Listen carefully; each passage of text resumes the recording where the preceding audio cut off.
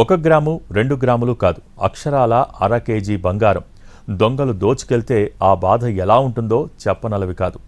పోలీసులకు ఫిర్యాదు చేసినా దొంగలు దొరుకుతారో లేదో అన్న భయం, కష్టపడి కొనుక్కున్న బంగారం మళ్లీ దక్కుతుందా అన్న అనుమానం.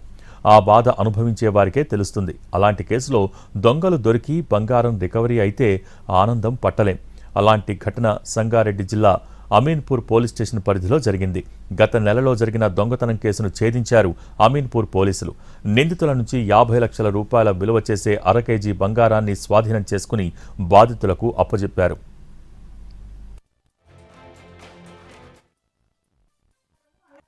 జ్ఞాపకాలు మా పిల్లల కోసం ఉంచుకున్నది.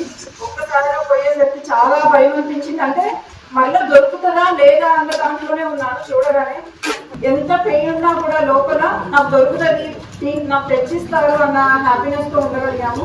బట్ అది ఈ దొంగతనం జరిగిన వెంటనే సైబరాబాద్ కమిషనర్ గారి ఆదేశాల మేరకు ఒక 2-3 బృందాలుగా ఏర్పడి దీన్ని అత్యంత తక్కువ టైంలో ఛేదించాము.